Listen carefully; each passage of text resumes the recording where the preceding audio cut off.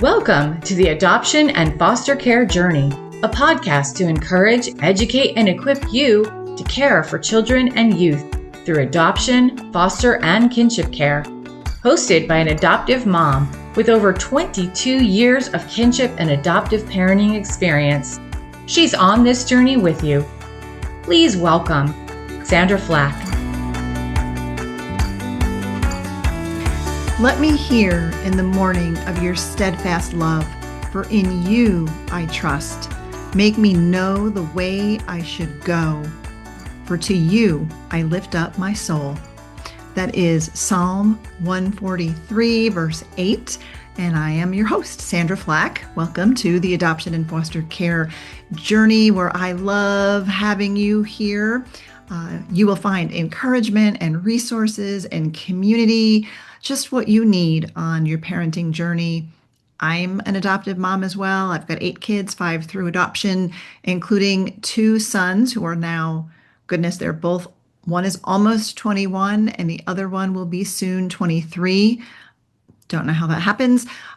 They were both diagnosed with fetal alcohol syndrome when they were little. So I understand the challenges faced when raising children with trauma histories and prenatal exposure to substances. I've been on this journey for 25 years. I am still on this journey. So let's do it together. It's more fun that way anyway. Want to tell you about some upcoming workshops that I have online. The only one left for June, which is the month we're in, is Wired Differently. That will be coming up on June 24th. It is at 1 p.m. Eastern Time.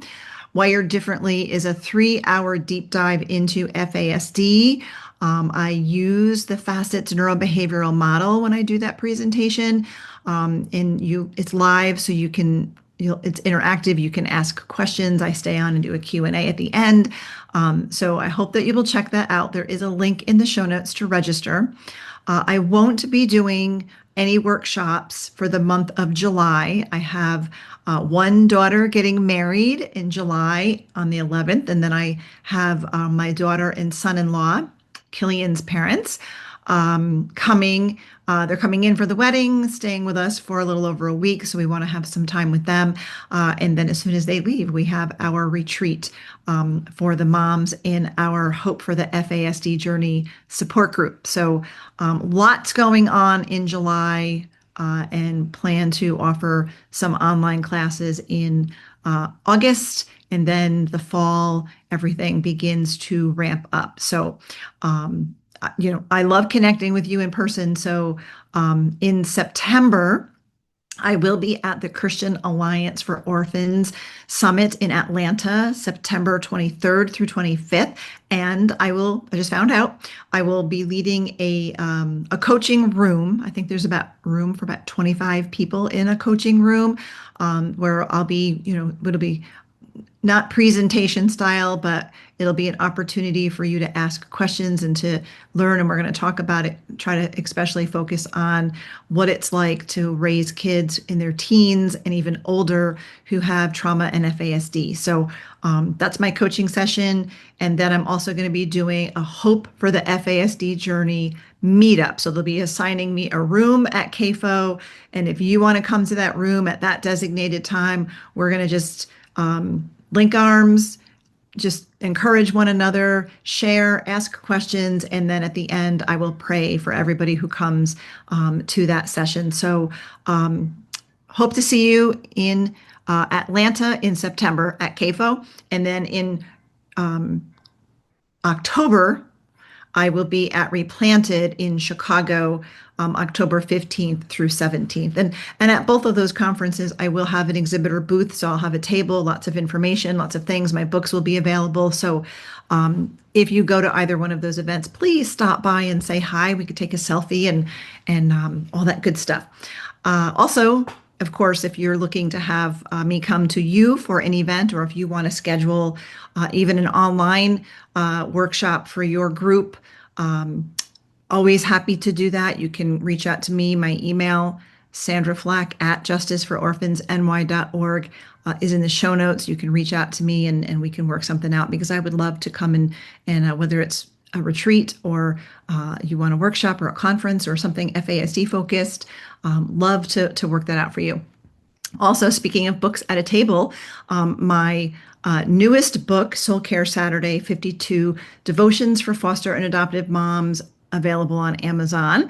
I hope that you will check that out. It's 52 devotions, just enough for one each week. There's scriptures, there's breath prayers, there's journaling pages.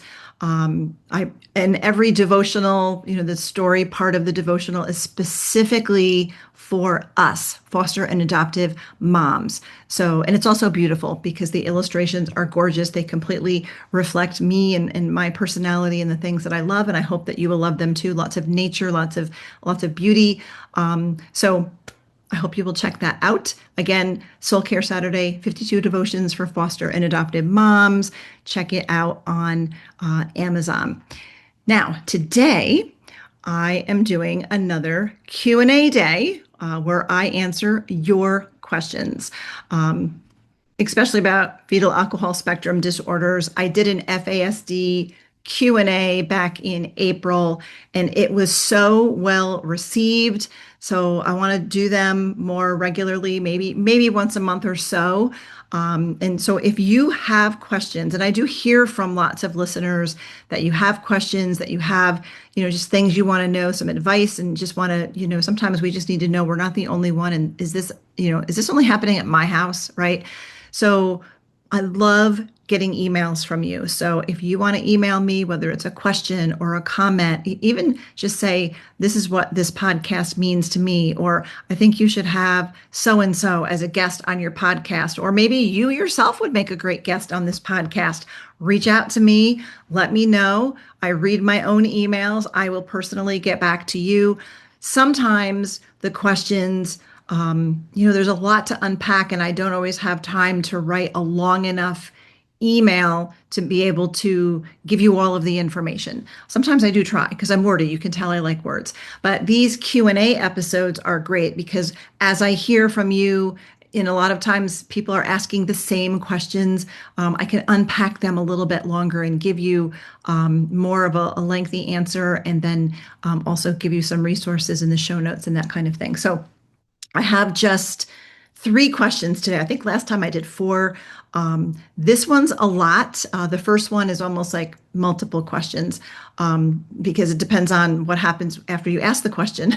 So I'm going to just dive into it and make sure that I serve you well. So the first question I often get asked a lot is, how do I get my child diagnosed? And when it comes to diagnoses, the questions are actually either, how do I get them diagnosed? Do I need birth mom admission that she drank during pregnancy? Who can diagnose? Where do I go to get the diagnosis? Should I bother to get a diagnosis? What if I know it's FASD and they won't diagnose? Or what if we do get the diagnosis, right? So this, we're going to unpack this whole topic of getting an FASD diagnosis and what that means. So as we go there, I just want to remind you, I am not a doctor, so I'm not giving medical advice. I'm just sharing what I have learned over my 25 years of experience raising children with FASD, and initially, some of our older kids, I didn't even know that that's what was going on. It wasn't until our youngest 2 that by then we learned enough to know, like, oh, that's a thing, and I think this is that thing, and we pursued diagnosis, and I'm going to talk more about that. But I've got the professional experience as well, as far as having been trained in the facets neurobehavioral approach, as well as just interviewing doctors and other professionals in this space of FASD. Our nonprofit, Justice for Orphans, is an affiliate of FASD United, the national organization on FASD. So lots of gained a lot of knowledge and some wisdom along the way. And that's what I'm going to share with you. But just reminding you that I'm not a doctor. I'm a mom. I think, a lot of times moms know an awful lot. And sometimes in this space of FASD, a lot of times it's the mom, it's the parents that are having to educate the professionals. So not to discount our doctors, but there's not that many out there who actually specialize in this. So diagnosis is not easy to get. And anyway, we'll unpack it all. I want to stay on my notes here a little bit because there's so much to unpack. I don't want to go off on a rabbit trail, but I wanted to let you know that. So if you're new to the podcast, you might not be familiar with all of the specific symptoms of FASD. And I think that's a better place to start before we dive into diagnoses. If you listen all the time, you've heard a lot of this, but I'm just going to sort of make a list because it's important to know. Because as I've talked about FASD on this podcast over the years, especially in those early days when I began really talking about it, I started getting a lot of email from parents and caregivers who would say things like, "You described my kid exactly. Like I thought you were in my house." We had no idea about FASD until we listened to your podcast, and now we're getting a diagnosis, or we got a diagnosis because of something you said, that kind of thing. So want to make sure that, if you're newer to the podcast and you haven't caught all of the symptoms of FASD to understand them, let's unpack them first. So the primary characteristics or symptoms of FASD, I'll list them off, but please understand that not every person with FASD will have every symptom. FASD is a spectrum of disorders, so symptoms can sort of be a spectrum. So not everybody will have all of the symptoms. They may have varying degrees of the symptoms. At different stages in life, symptoms may present. So it's just one of those things. But as I list these, a lot of times parents will go, "Oh yeah, that's my kid." So people with FASD tend to have challenges with language and communication, learning and memory, processing pace, processing verbal information, words that are spoken to them, sensory processing challenges, impulsivity, problems with abstract thinking, time, money, math, things like that, nutrition challenges, and executive dysfunction. So executive function occurs in the prefrontal cortex, the front part of the brain. It's the last part of the brain to get developed. It's often the part that is extremely impacted by prenatal alcohol exposure. And executive function brain tasks include organizing, planning, focus, short-term memory, self-regulation, transitions, like switching gears from one task to the next task. Impulse control, I already said, but it's, is worth saying again. Lots of things, linking cause and effect, and so many things come under that piece of executive function. So it's highly, highly affected. Also, individuals with FASD tend to be on a younger end of the developmental timeline, right? So they may bloom later in certain areas, socially, cognitively, even academically, because there's a lot of learning challenges and things like that. So those are basically the symptoms of FASD. And if these symptoms describe your kiddo, it's likely they were exposed to alcohol in utero. However, a lot of those symptoms overlap with other diagnoses, like, ADHD, for example, which all of our kids tend to get that diagnosis as well. A lot of those symptoms that I just read could come from trauma, could come from autism, other than people with autism tend to have pretty good executive function. So that's one of the telltale signs of where it would be different, because sometimes it's hard to know, or sometimes our kids get diagnosed with all kinds of other things, including autism, ADHD, sensory processing disorder, trauma, PTSD, RAD, ODD, like all of the things, when that may or may not be true, but it could very well, all of those things come under the umbrella of the FASD. But the biggest difference between FASD and autism would be that executive functioning piece, because people with autism tend to have pretty good executive function, but most people with FASD don't. People with FASD tend to be very social and outgoing, People with autism can sometimes not be that so much. So those are two of the biggest differences between the two. So it's important to know that. Um, you know, again, if I just described your kiddo, likely they may have been exposed in utero. Children in the foster care system, in adoptive placements, even kinship, um, we may not have any record of their prenatal exposure. My boys had record because they were adopted internationally, and it was actually translated in the court documents that the parents had, quote, abused alcoholic drinks. So it wasn't hard for us to get a diagnosis. And we're going to get a little bit more in depth into that needing maternal admission in a moment, but you may or may not know if your child was exposed in utero, but it's highly prevalent among this population of kids in foster care and adoption. But I should say, but it's not just in this population because currently we know the numbers are like 1 in 20 people in the United States have been prenatally exposed to alcohol. 1 in 20.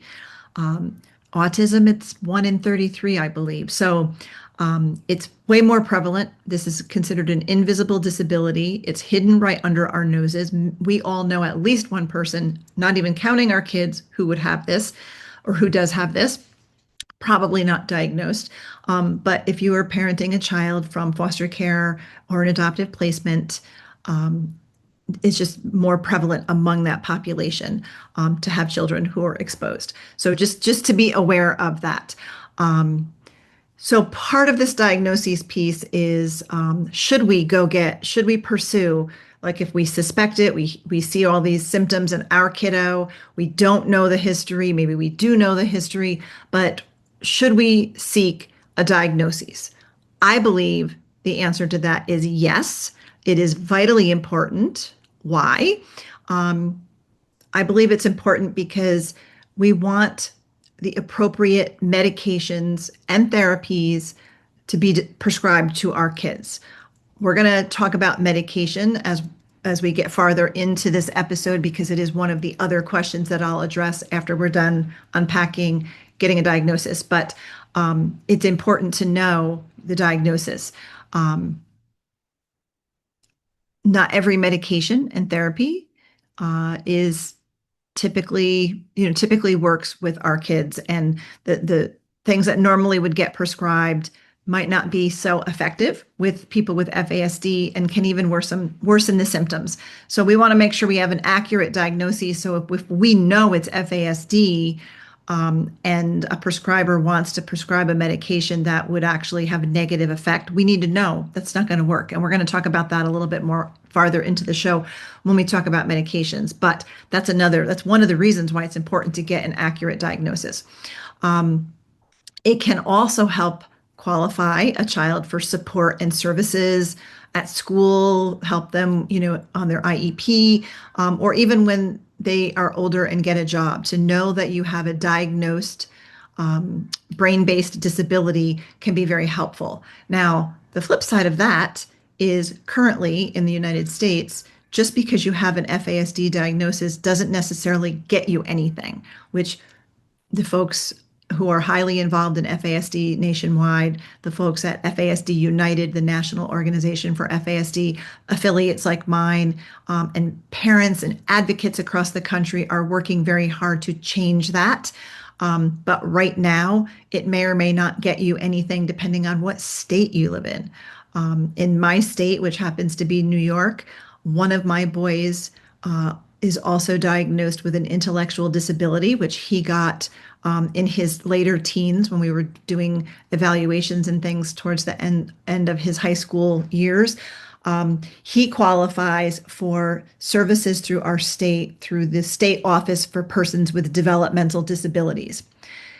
The diagnosis, he gets all of these services and this support not because of the FASD diagnosis, because that is not recognized in our state, but because he has the intellectual disability and ADHD. But he only has the intellectual disability and the ADHD because he has FASD. So it's a little bit, messy, kind of the way it can unpack. And I know a lot of parents who have, knowing their kiddo has FASD, accepted an autism diagnosis so that they could at least get services. And I don't, I say we got to do what we got to do as parents because we got to fight for and advocate for what our kids need. It shouldn't have to be that way, but right now, in a lot of places, it is. Including there are only a handful of states where FASD would be listed on an IEP. In my state, it was listed under on their IEP. It was the category was other health impaired because FASD could not be on there. It was other health impaired and ADHD. So, but it's so important, especially with the FASD Respect Act, which has passed and been signed, as we move forward. And funds in the future will be distributed through this to the states to be able to help families and people with FASD to be able to have access to funding for supports and services. We have to have an accurate diagnosis to show that this is what our child has. So it's super important, right? We want to make sure that our kids get that. One of the big benefits of a diagnosis also is to help us as parents and caregivers understand that our child has a brain-based disability.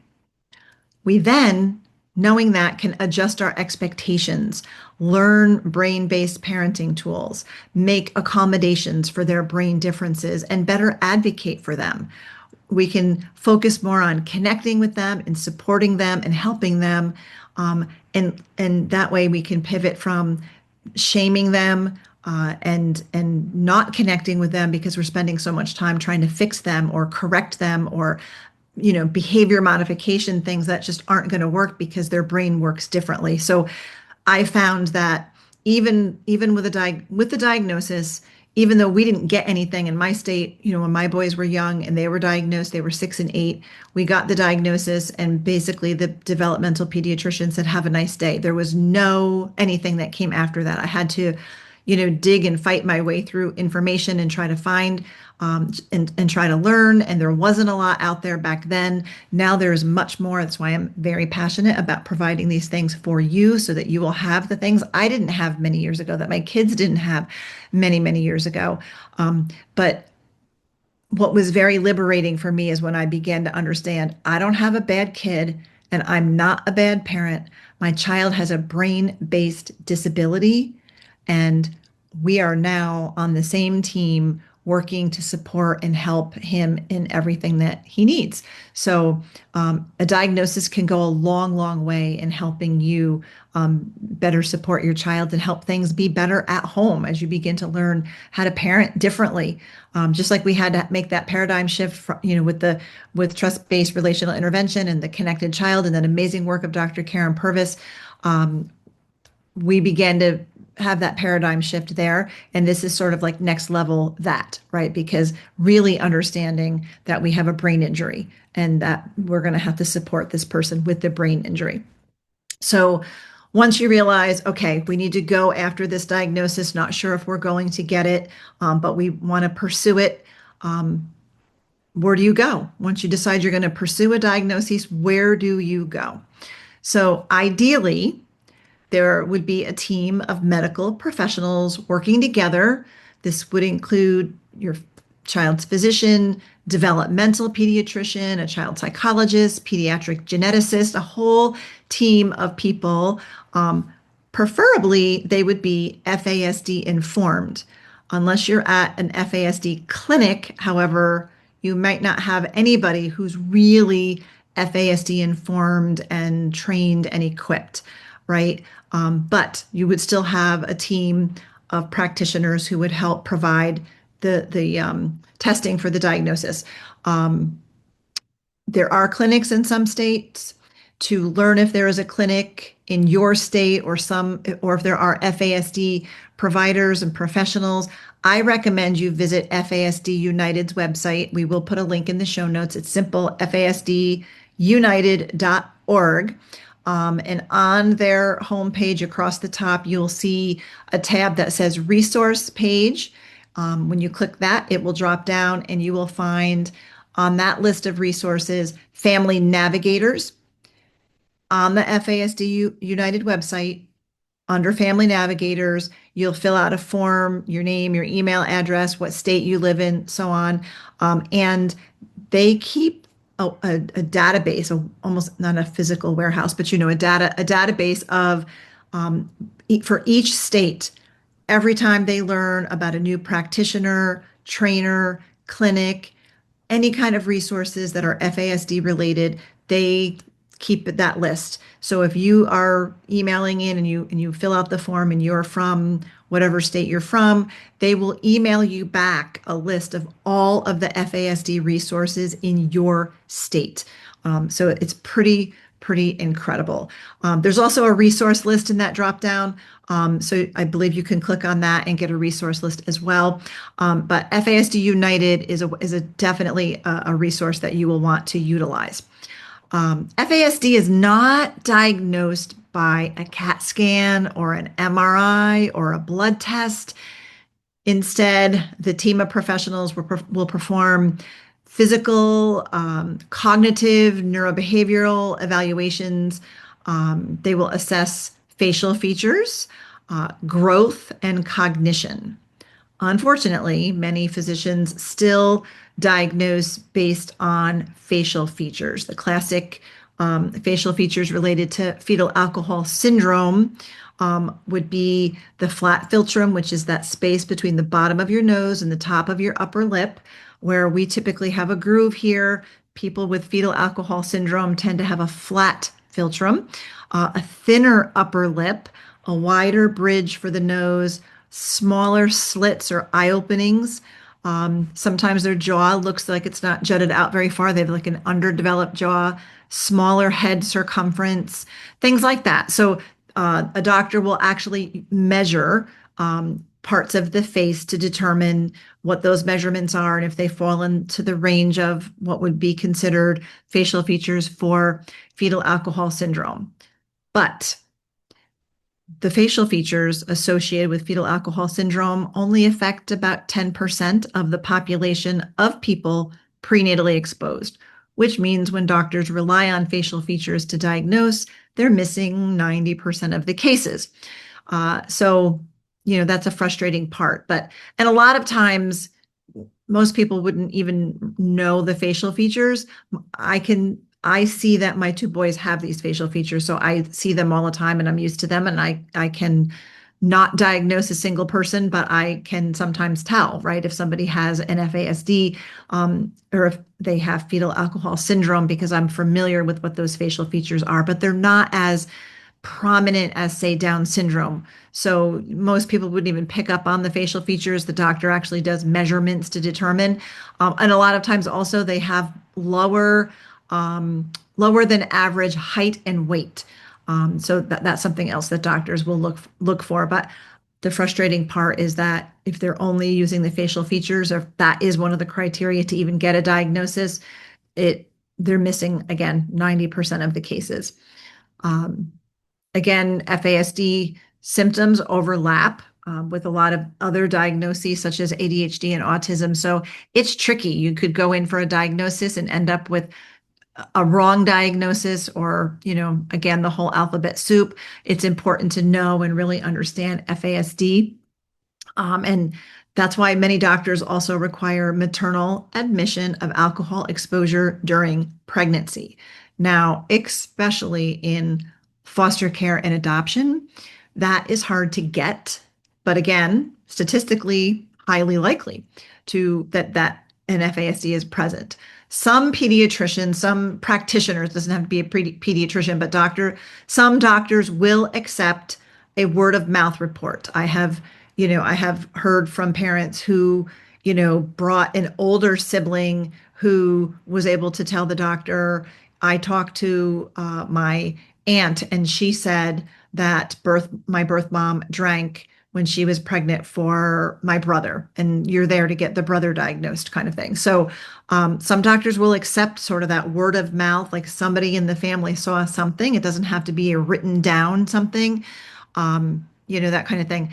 Uh, I've also had, I know I spoke with one parent who said they actually went to their newspapers, police blotter, where they report and they have the all of the arrests and DWIs and things like that. So they went to their local newspaper and had to go through past editions that are kept on file, and they were able to find where the birth mother of the child they were trying to get a diagnosis for had gotten a DWI, and that DWI coincided when the date of it coincided to when she would have been pregnant for the child that they had adopted and were now trying to seek a diagnosis for. So that was proof of some kind, right?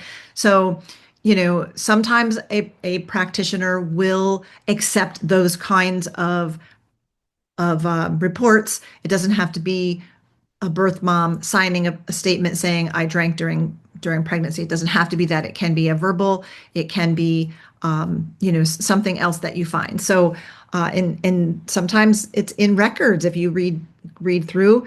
Like in the case of my children, it was in there. It was in court documents that the parents were alcoholics, and that's why the doctor accepted that. So it's frustrating because we don't often get that, but we have to fight for the diagnosis. We have to fight for what we need, because sometimes doctors, you may have all of the symptoms and you may know birth mom had been drinking during pregnancy, but you can't prove it. And, your kiddo doesn't have the facial features. Then, you find yourself with no diagnosis, but yet you're pretty convinced that this is what it is. What do you do? Right? So that's actually the next part of what I want to talk about. You suspect FASD, but did not get the diagnosis. I recommend continuing your journey to learn everything that you can learn about how your child's brain works differently and how you need to parent differently, right? The neurobehavioral model that I teach, it works as we parent our kids, whether it's FASD or not. If your child has ADHD, autism, maybe it is FASD, maybe it's trauma, whatever the brain-based condition may be, the neurobehavioral approach works because it's really understanding the child's symptoms and how to accommodate based on what their brain needs and what they can do. So the important thing is that you understand your child's brain, understand and know what their symptoms are, whether those symptoms come from trauma or come from FASD or come from autism or ADHD or all of the above.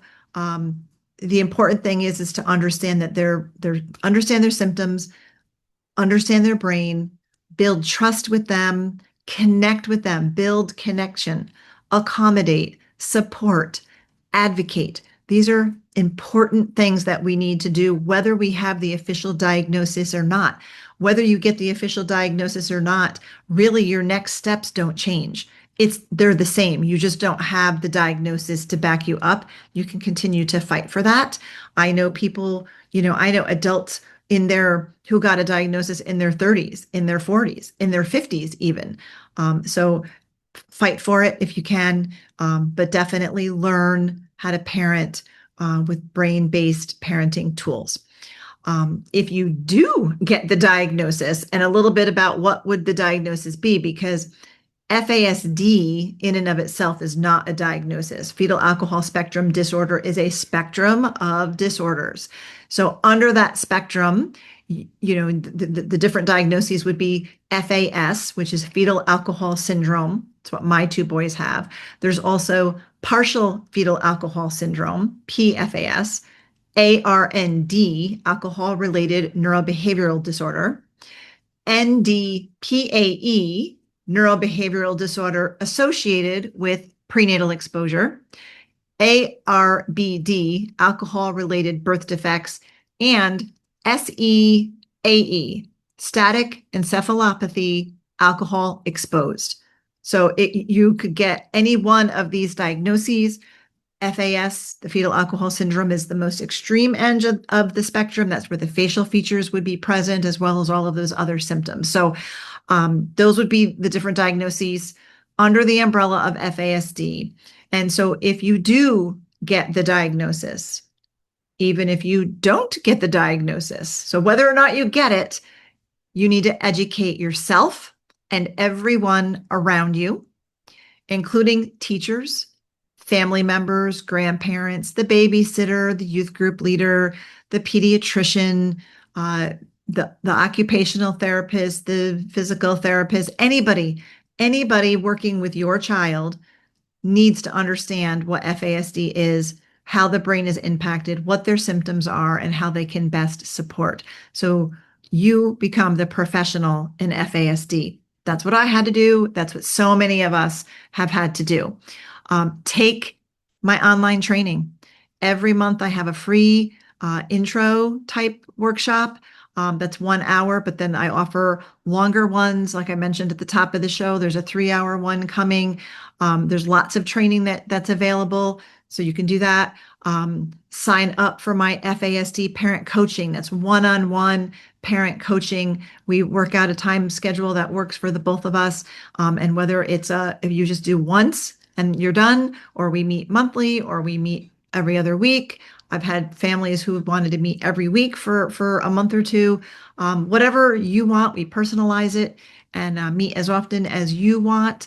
But we can, when we go through the neurobehavioral model and we really apply it to your kid or kiddos. So parent coaching specific to FASD, great way to go. Join the Hope for the FASD Journey online support group. We have parents in that group. We meet the first 3 Tuesday nights of every month via Zoom. You don't have to make every meeting, but a lot of our dedicated parents, dedicated to the group, they do come on all 3 all 3 meetings. And we're parenting, we have families in there who have kids with FASD ranging from age 4 to 25. So, and a lot of us have kids kind of in that teen and upper. So you're learning from seasoned veteran parents raising kids with FASD. We talk about all of the things. We encourage one another. We give each other ideas and support, and we're always learning, and we have special guests who join us to teach us.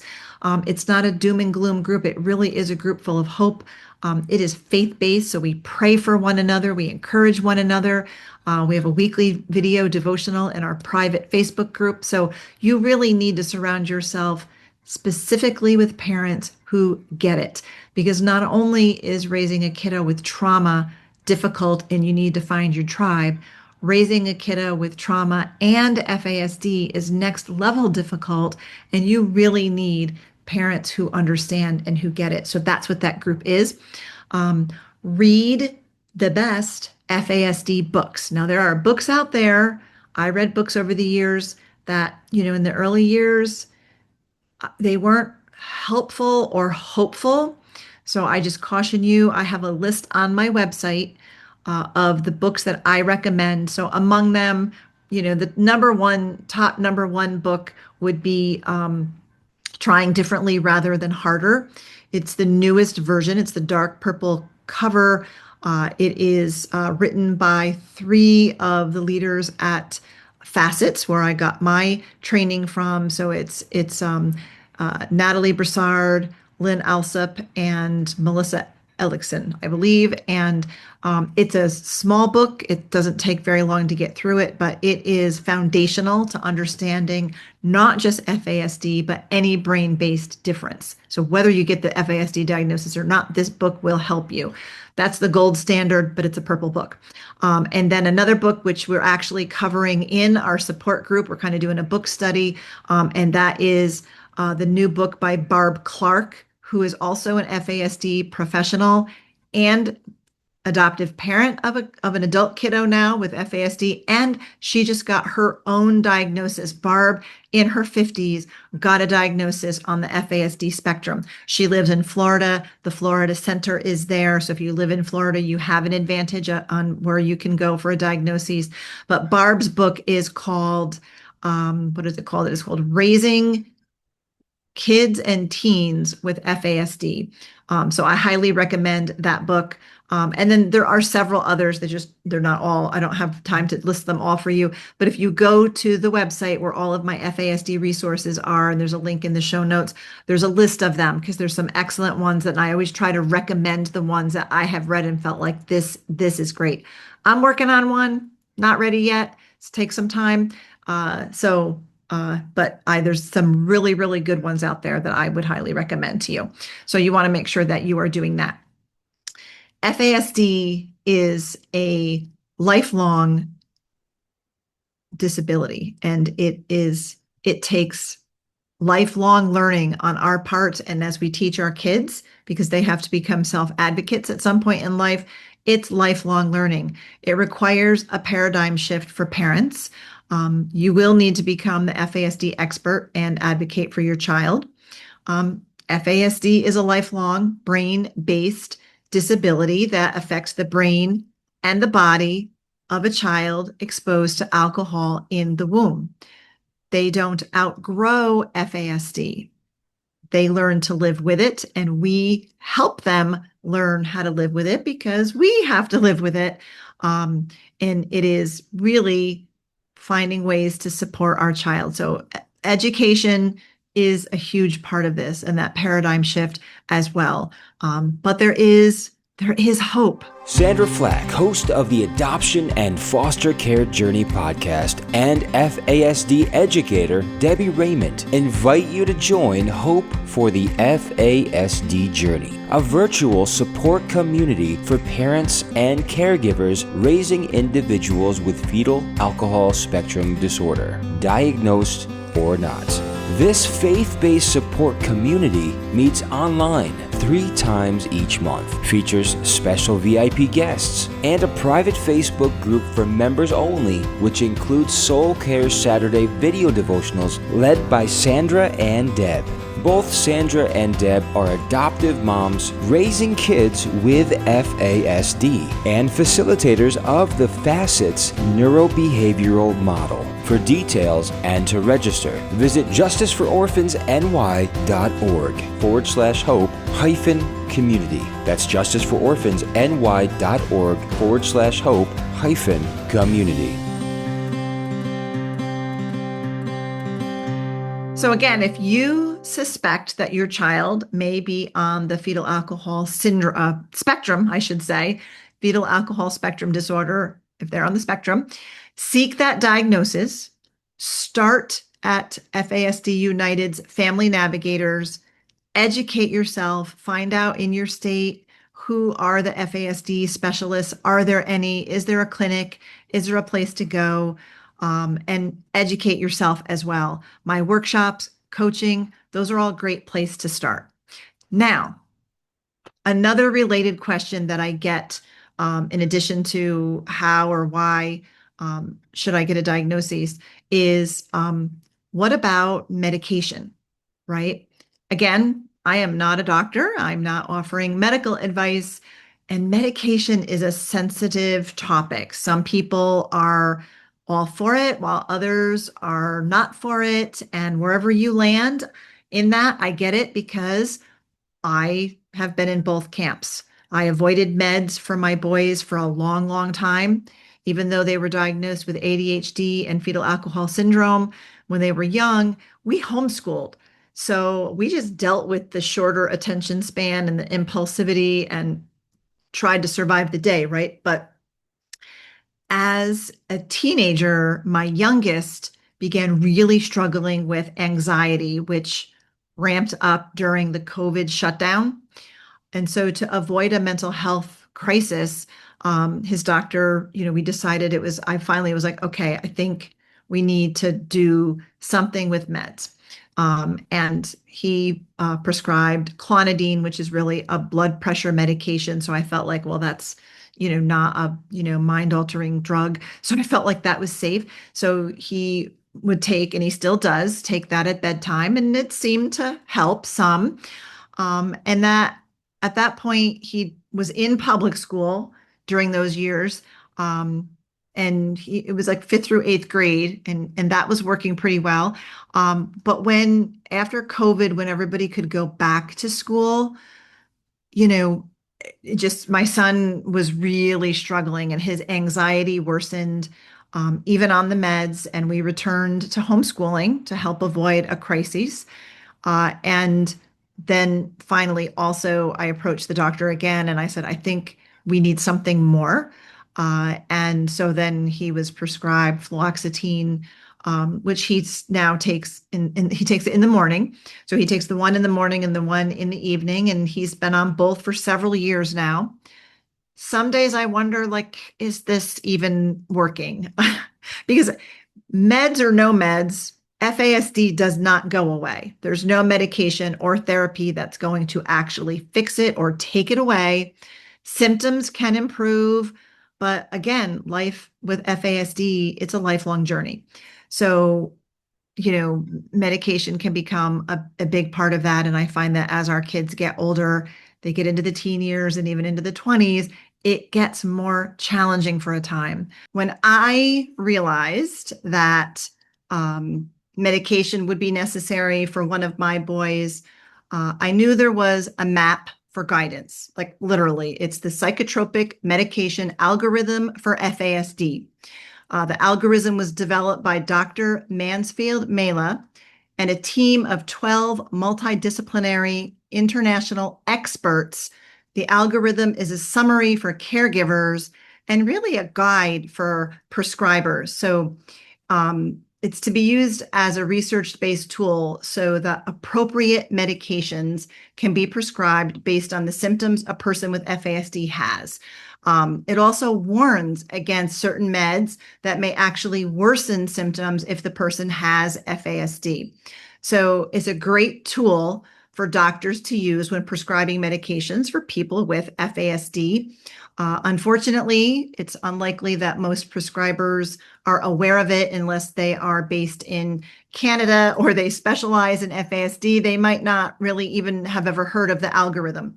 When I recognized that it was time to seriously consider medication for my son, I knew about the algorithm because of the space that I'm in with the FASD. I printed off the algorithm and I brought it to my doctor and I just said, this is where I'm willing to start. I'm willing to, pursue medication for my son as long as we follow the algorithm, because my son has diagnosed fetal alcohol syndrome, and this is where I feel comfortable starting. And my son's pediatrician, he agreed with me. He understood, and he was willing to follow the guidelines of the algorithm. If you would like to get your hands on or see the psychotropic medication algorithm for FASD, you can visit CAN FASD. It's the Canada FASD organization, CAN FASD, and they're the Canada FASD Research Network. I'll include a link in the show notes, but you could also just do this thing that I have done multiple times, and I just type in to my search engine FASD medication algorithm, and boom, there it is. But if you really want to go to the website where it originated, you can go to Canada FASD Research Network, CAN FASD. And again, we will have a link in the show notes if you want to go right there. You don't have to remember it all, but it is a very useful tool and can give parents of kids with FASD a little peace of mind knowing that this is going to be tailored really to what their kiddo needs. I mentioned earlier that I wasn't sure that meds were even really making a difference in my son. He's got a lot of anxiety, which is a secondary symptom of FASD, very common, especially when our kids get to be teenagers. But one night, my son, he has a part-time job washing dishes. And one night, about a year and a half ago, he was really, really struggling at work. He has a boss who is very understanding that he has a brain-based condition, and she works with him and gives him lots of accommodations. And she just called me and said he's really off tonight. He's having a hard time. It's busy, but he's actually worked on nights when it's been busier and had no problem. So she wasn't sure what to do. She was baffled, and I'm like, I'm baffled too. But then I happened to notice on the counter was his morning meds. We always put them in a little cup for him to take, and I never paid attention that he actually hadn't taken them at breakfast time. And I thought, oh, this might be why he's not, on task tonight. And I started to realize there might be something to this medication after all. So we make sure now he does not miss his meds, especially his morning meds, when I know he's going to need to be going to work. So just important. Medication is a decision you should make with your doctor, your child's doctor, but I highly recommend printing off that FASD medication algorithm to help you navigate that whole process. So that brings us to our third and final question that we're going to tackle in this episode. And this is another one I hear a lot. It is, what therapies help with FASD the most? Or what a lot of times I'll have people ask me, does this therapy work? Does that therapy work? And we don't, again, have time to go through every therapy that is out there. A lot to unpack. But again, I'm not a doctor. I'm not a therapist. So I am a parent with 25 years of lived experience, still living the experience, have my professional training, and have spent a lot of time interviewing and speaking with countless professionals on this podcast and in other places. So I'm happy to share what I have learned. But again, you as the parent, you have to, make the educated decisions on what's best for your kiddo. I have found from my research and what I have heard from the professionals and have learned in this space, the best therapies to help a person with FASD include occupational therapy, speech and language therapy, social skills training and practice, executive function training, coaching, that kind of thing, equine therapy, animal assisted therapy, physical therapy, creative therapies, art therapy, music therapy, things like that. It's important to mention therapies that are usually not effective. So for example, a lot of people have asked about ABA therapy, which is commonly used for people with autism, but ABA utilizes consequences like rewards and punishments to try to alter behaviors, right? To modify behaviors. This approach does not often work with people with FASD because in order for consequences, whether they're rewards or punishments, they require the individual to have good executive function. Executive function helps with linking cause and effect, right? Generalizing information, and you have to have a good short-term memory to also be able to, have behavior modification through a reward system or, a punishment system, a consequence system. So, that's why oftentimes with kids with FASD, ABA doesn't work because they lack the executive function to be able to actually learn in that way. But people with autism have pretty good executive function, so it generally works for them. So, if ABA is being offered and your kid has FASD, just be aware that might not be the best fit. Talk therapies are often not effective either. People with FASD have difficulty with language and communication, with slow processing pace, with poor short-term memory. If they're having a lot of information spoken to them, if they're being asked a lot of questions, they're going to have a harder time. They also have a harder time putting thoughts and emotions and feelings into words. However, they are really good at masking and repeating things back. So just because they can repeat and they know the lingo and they kind of sometimes can figure out what you want them to say, that does not mean that they understand. It does not mean that, it's being applied and that the therapy is being successful. It's, not necessarily going to be the greatest fit. really with people with FASD, we want to focus on their strengths, whatever they are good at, whatever they are interested in. We need to keep in mind their primary symptoms of FASD so that we can accommodate in those places, in those ways. And we need to focus on brain-based strategies and therapies that work best, like those I listed above. There are other ones out there. I've had people ask me about, what about this? What about that? And it's like, sometimes I feel like, well, on one hand, I feel like just go throw all the spaghetti against the wall and see what sticks, what's going to fit for your kiddo. It can be expensive though. And at the end of the day, the general consensus I find says that with FASD, a lot of these things don't work because, while yes, there's neuroplasticity, the research really isn't conclusive that there's not proven that the FASD brain is as plastic as other brains, right? Because alcohol alters the developing brain. It alters it at a cellular level, the structure of the brain and the function of the brain, how it works. And while our kids can make a great progress and learn lots of things and grow up to do wonderful things, FASD still does not go away. And a lot of times, really what we need to do is support them. We need to accommodate. We need to understand how their brain works differently and where they need support and accommodations. It's lifelong. Our kids, again, can learn lots of things and make tremendous progress, but we need to understand that it doesn't go away. They don't outgrow FASD. They don't suddenly turn 18 or 21 and have it go away and be all better.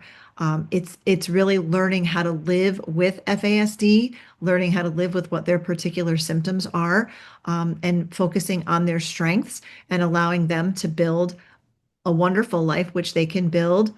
And, sometimes they'll be able to do that with only a little bit of help. And then sometimes they need a lot of help. We call this journey interdependence, not independence. A lot of times, people with FASD don't reach full independence.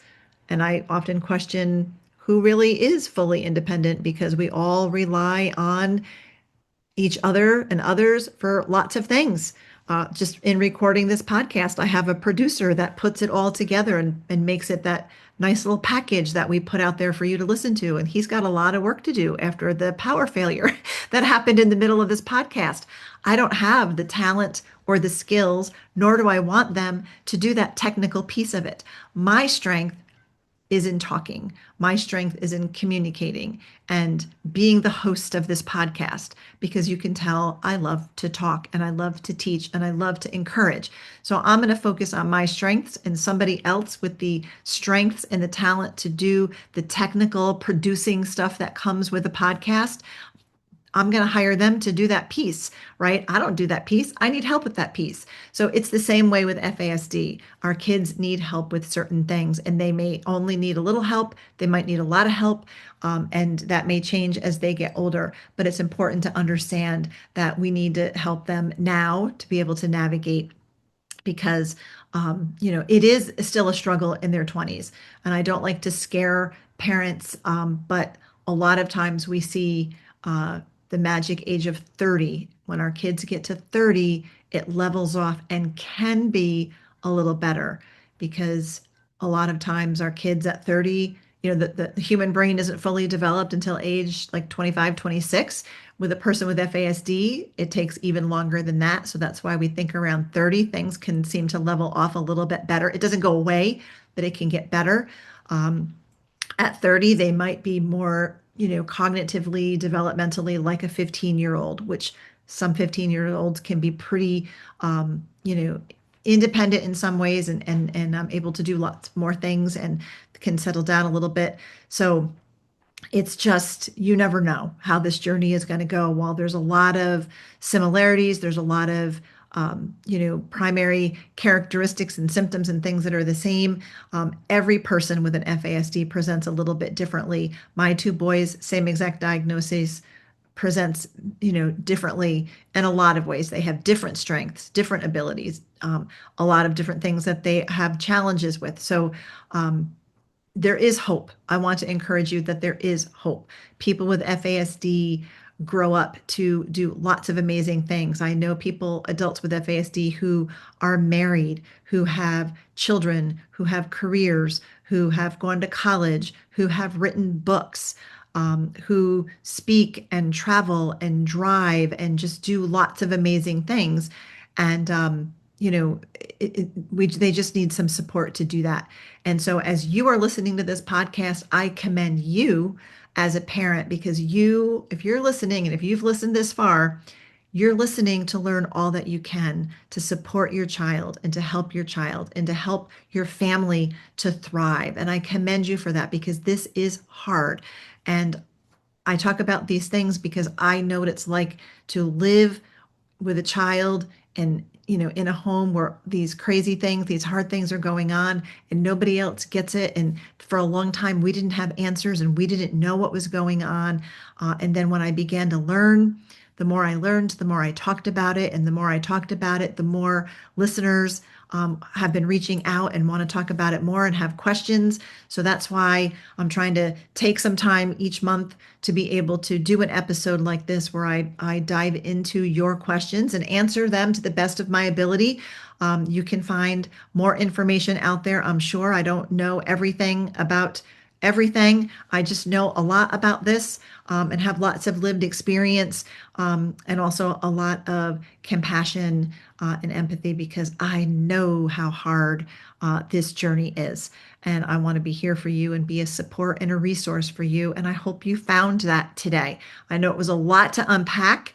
But again, if you have questions about this, about anything I talked about today, if you have other questions about FASD or trauma or any of the things, please email me, reach out. My email is in the show notes. I will email you back.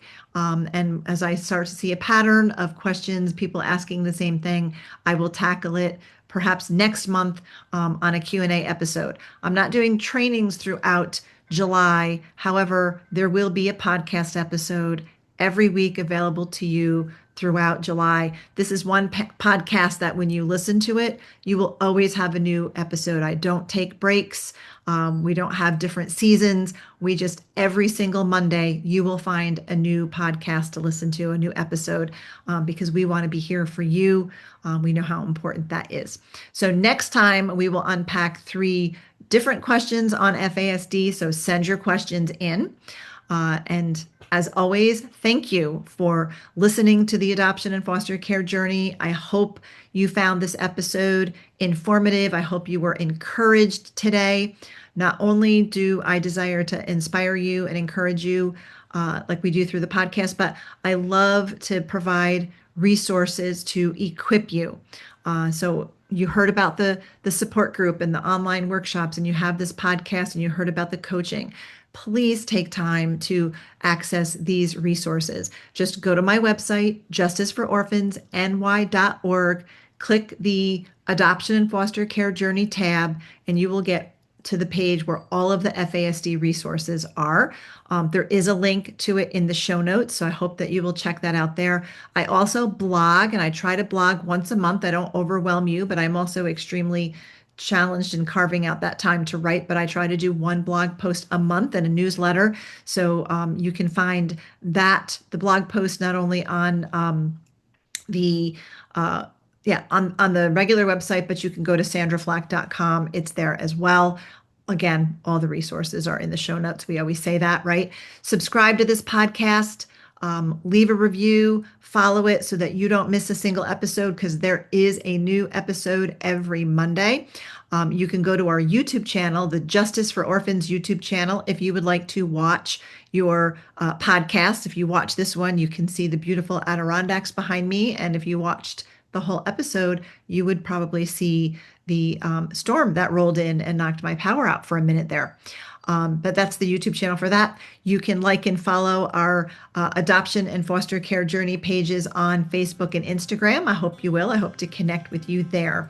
And as always, I am grateful that you spent your valuable time with me today. I'm thrilled to have you along for the journey.